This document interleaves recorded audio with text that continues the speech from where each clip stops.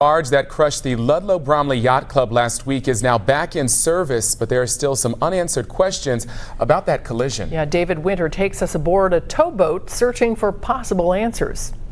To get a better idea of what may have happened at the Ludlow Bromley Yacht Club, we hopped aboard a towboat and headed upriver on the Ohio. We go full ahead. You can hear the turbo start whistling now. And no one better to ask than Captain J.D. Arnold, who's been pushing barges up and down the Ohio for 45 years. He says there are really only 3 reasons why the collision could have occurred. It could have been weather-related, mechanical, or incapacitation. Incapacitation could be anything from a medical issue to the person at the helm falling asleep.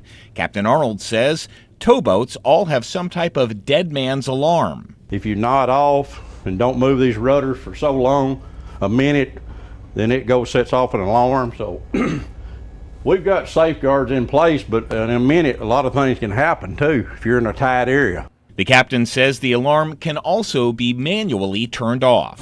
These are for the rudders. They move back and forth, they steer the boat.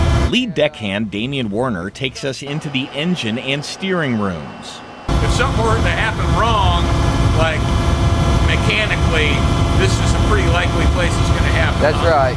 And Damian says it can and does happen. It can leak out real bad, or they can even come apart. You know, we've had them come apart before too, which is very dangerous because it's where we steer the boat. Mae Etta Hines, northbound below Straight Creek.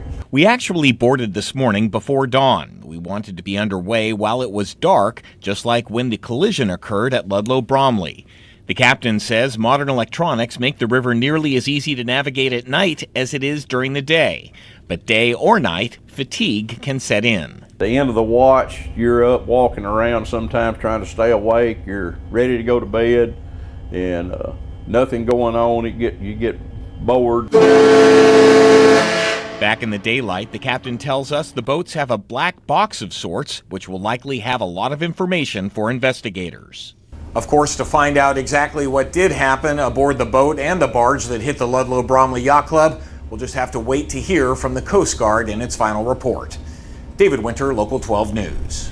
And the National Waterways Foundation reports for every 1 barge injury and every 1 barge fatality, there are many more rail and semi-trailer casualties. The Coast Guard reports nationally an average of 21 towboat barge collisions have occurred every year over the past 18 years.